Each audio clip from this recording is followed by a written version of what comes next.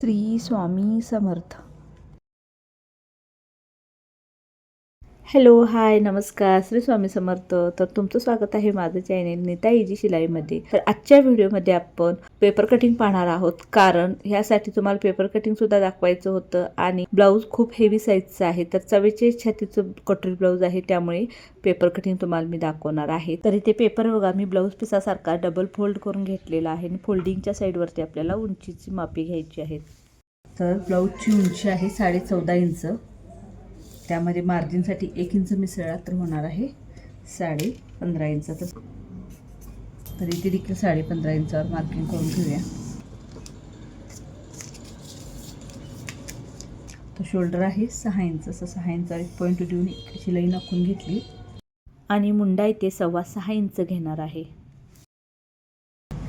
आणि इथे देखील 6 इंच आहे का ते पाहून घ्यायचं आणि ही अशी मुंड्याची लाईन आखून घेऊया. त्यानंतर या ब्लाऊजची छाती बघा 44 इंच आहे. तर 44चा चौथा भाग हा 11 इंच होतो. तर बघा इथे 11 इंचावर कसा पॉईंट दिला. त्यानंतर ही एक अशी लाईन आखून घेतली आणि इथे मार्जिनसाठी आपण नॉर्मली घेतो तितकं 1.5 इंच घेतलेलं आहे. त्यानंतर ब्लाऊजची कंबर बघा 40 इंच आहे. तर 40चा चौथा भाग 10 इंच होतो. तर 10 इंचावर कसा पॉईंट दिला.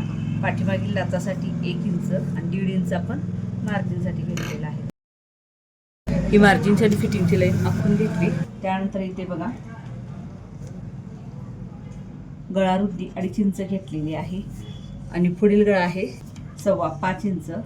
तर मार्जिन सोबत 1 इंच एक्स्ट्रा म्हणजे 6.25 इंच घेतलेला आहे. आणि खालच्या साईडला देखील गळा रुंदी आपण 2.5 इंचच घेतलेली आहे. आणि हा बॉक्स तयार करून घ्यायचा आणि गळ्याचा असा गोल आकार द्यायचा आहे. त्यानंतर मुंडा बघा तिरका टेप ठेवून घ्यायचा आणि 1.5 इंचावर एक पॉईंट देऊया. तसा टेप खाली ओढून आणखीन 1 इंचावर एक पॉईंट देऊया. त्यानंतर ही मुंड्याचा असा आकार काढून घेऊया. तर हा पुढील मुंड्याचा आकार आहे आणि हा पाठीमागील मुंड्याचा आकार. तर क्रॉसपट्टी इथे बघा 2.5 इंचाची घेतलेली आहे आणि ह्या साईडला क्रॉसपट्टी आपण अर्धा इंच कमी म्हणजे 2 इंच घेतलेली आहे आणि ही लाईन अशी आखून घेऊया. तर या ब्लाऊजची कटोरी बघा 6.25 ते 6.5 इंच आहे. तर इथे 6.5 इंचावर एक पॉईंट दिला आणि इथून जो खालचा मुंडा आहे तिथून आतल्या साईडला 2.5 इंचावर असा पॉईंट दिला आणि हे पॉईंट जोडून कटोरीचा आकार काढून घेतलेला. तर आता हे आपण पेपर कट करून घेऊया.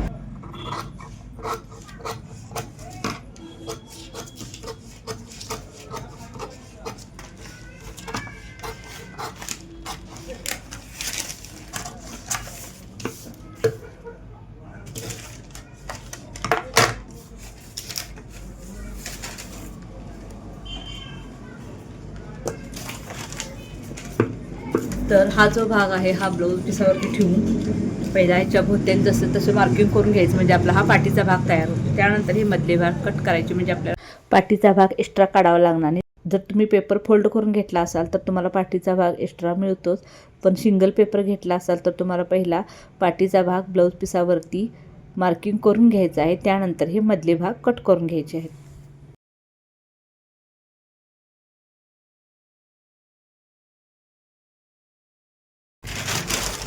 तर आता बघा ही कटोरी आपल्याला वाढवून घ्यायची असते. तर ह्याच्या भोवत्याने पहिला आपण मार्किंग करून घेऊया.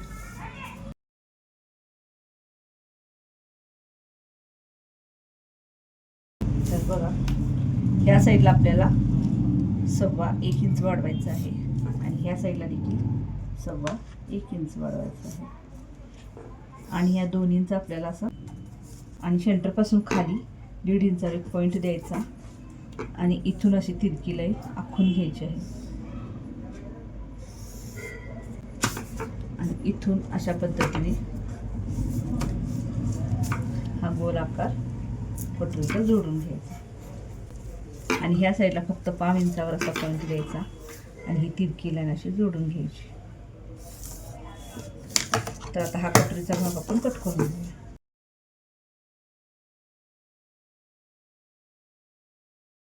इथं बघा आपलं पेपर कटिंग पूर्ण झालेलं आहे. बाही या व्हिडिओमध्ये मी तुम्हाला दाखवली नाही, कारण बाहीवरचे बरेच व्हिडिओ आहेत. फक्त मी कटोरी आणि साईड पीस आणि क्रॉसपट्टी कशी काढायची हे दाखवलेलं आहे. तर हे पेपर पॅटर्न ब्लाऊज पिसावरती ठेवून कसं कट करायचं हे बऱ्याच व्हिडिओमध्ये मी सांगितलेलं आहे. कुठे वाढवायला लागतं किंवा कुठे आहे तितकंच कट करा हे सगळं सांगितलेलं आहे. तर ते तुम्ही व्हिडिओ पाहू शकता. तर हा व्हिडिओ कसा वाटला मला नक्की कमेंट करा आणि व्हिडिओ आवडला असेल तर लाईक, शेअर आणि सबस्क्राईब करायला विसरू नका. आणि हा व्हिडिओ पूर्ण पाहिल्याबद्दल तुमचे मनापासून धन्यवाद. थँक्यू.